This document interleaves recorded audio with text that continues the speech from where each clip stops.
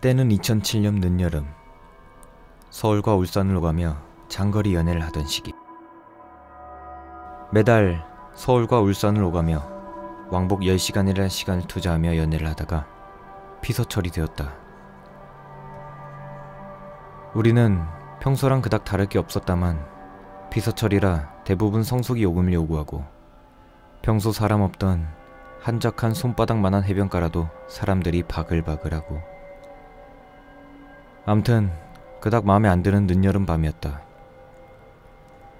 2박을 할 예정으로 숙소를 잡는데 유난히 그날은 방이 다 찼다는 얘기로 발걸음을 옮겨야 했던 때다.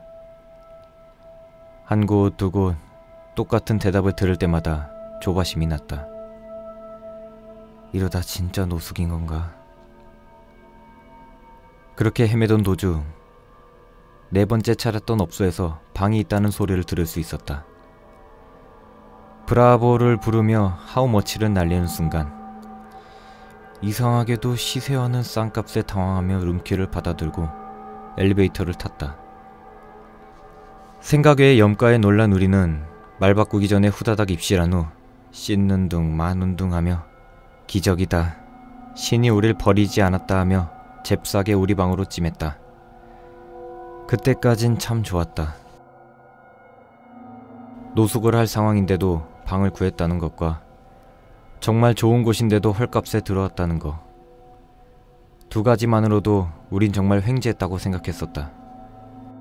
그리고 간단히 씻은 후 내일을 위해 바로 깊은 잠이 들었을 무렵 여친이 뒤척이는 걸 느끼면서 나도 깼다. 화장실을 가려는가 보다 하고 다시 잠에 들려고 하는데 잠꼬대 비스무리하게 외치더라. 오빠, 욕실 문이 안 열려. 나 역시 비몽사몽 잠결인지라 문이 좀 낡아서 그런 거겠지 하고 일어나서 욕실 문으로 갔다. 그리곤 문고리를 잡고 살짝 당겨보았는데 느낌이 이상했다. 그 순간 잠이 확 깨더라. 손잡이를 반쯤 돌리고 내 쪽으로 당겨야 열리는 문인데 손잡이는 돌아갔다. 그치만 당겨지질 않았다. 마치 안에서 누군가가 손잡이를 잡고 매달려서 당기고 있는 느낌? 살짝 당겨지긴 하였으나 그건 느낌뿐이고 묵직한 체중이 느껴지면서 문은 열리지 않았다. 불과 몇 초 만의 일이었지만 그 순간 한여름인데도 불구하고 순식간에 발끝부터 얼굴까지 얼어붙는 듯한 느낌.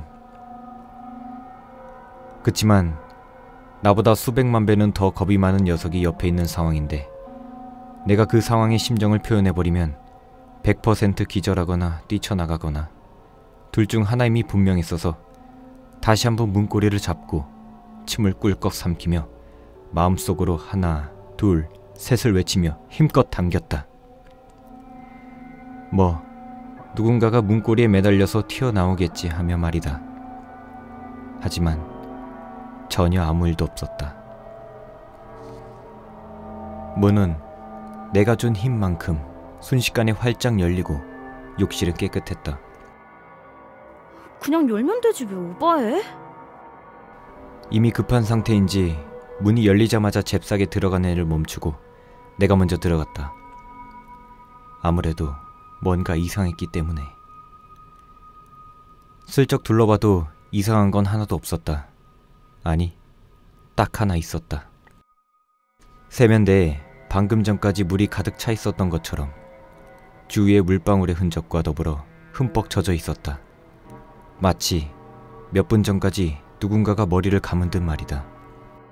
장거리 연애를 오래 한 터라 숙박업소를 주기적으로 자주 다녔었고 예전부터 항상 입실 후엔 침대 시트를 확인하고 바로 욕실과 화장실을 확인하는 게 버릇이 되었고 그날 역시 분명 오자마자 욕실을 확인했다. 간단한 세수와 양치는 침대 옆에 있는 작은 세면대에서 했었고 내가 이후에 잠들었고 아무도 욕실을 쓴 사람이 없었다. 그리고 불과 1분 전쯤 화장실 문 손잡이 너머로 느껴졌던 그 일과 거의 동시에 일어난 일인지라 그럴 수도 있지가 안 되는 게 되게 찜찜한 상태.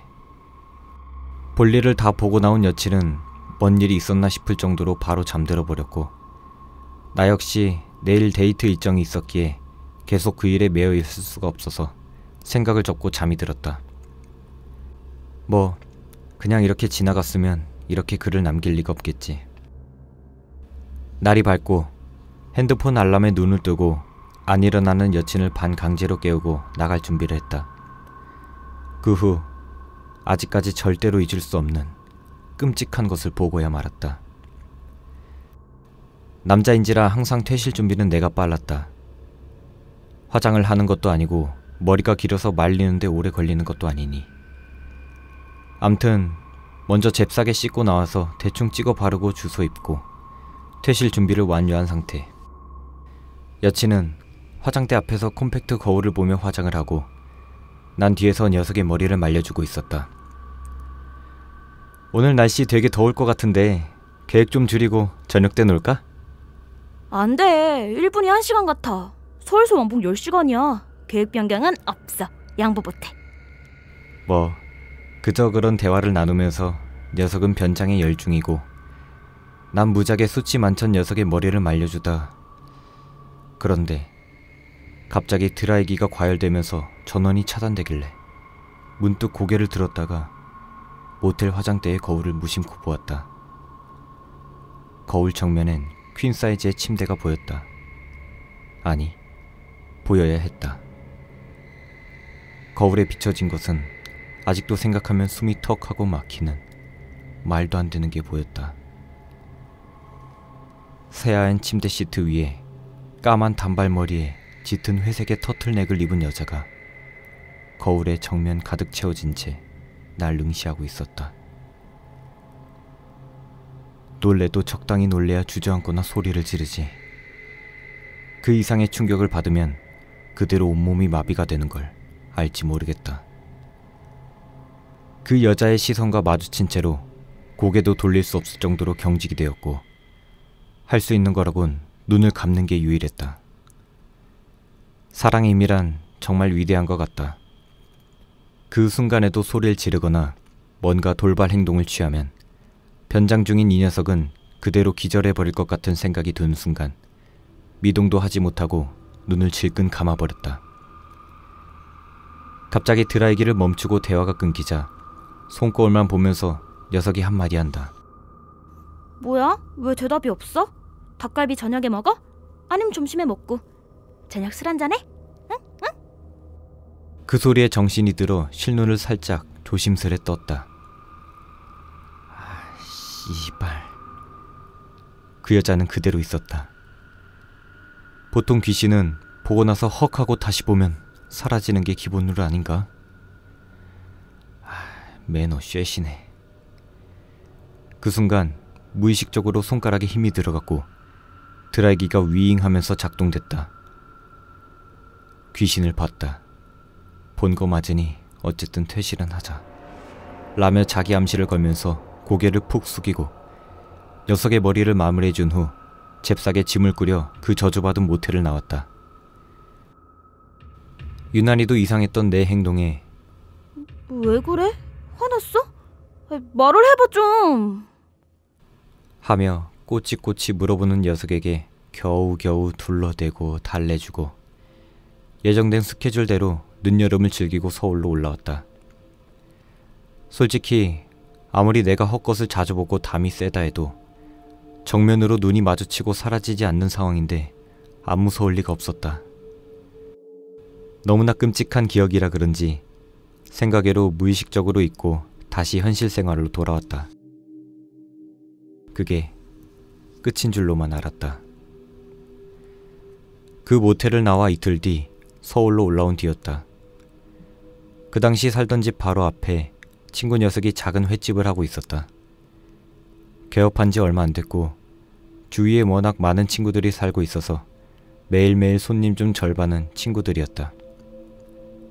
물론 나 역시 집 바로 앞이라는 핑계로 매일 밤 들러서 손님이 많을 땐 서빙도 해주고 배달이 밀리면 대신 배달도 가주곤 했었다.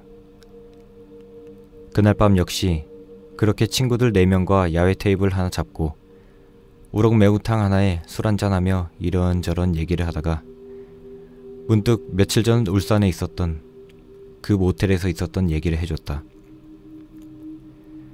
평소 내가 그런 경험이 좀 많던지라, 게다가 술을 얼큰하게 먹은 상태라서 그런지 애들 반응은 평소보단 조금 더 격했다. 뭐 그렇게 빈 술병은 늘어가다가 그러길 몇 시간 뒤, 술도 어느 정도 먹었겠다. 더 이상 손님도 없는데 오늘은 그만 닫고 해장국집 가서 한 잔 더 하자는 얘기와 함께 가게 뒷정리를 도와줬다. 이미 오픈 때부터 도와줬던 터라 따로 지시 없이도 몇몇은 야외 테이블 정리, 몇몇은 술병 정리, 손발이 척척 맞았다. 정리가 끝날 무렵 화장실을 들렀다. 화장실은 매장 안쪽 한켠에 딸려 있었다. 근데 문이 잠겨있네. 노크를 했더니 역시나 안에서 노크 소리가 들렸다. 누구지? 하고 뒤를 돌아보니 야외 테이블 쪽에 4명, 횟집 사장 녀석 하나, 그리고 친구 셋. 아까부터 술잔 기울이던 멤버 그대로 있다.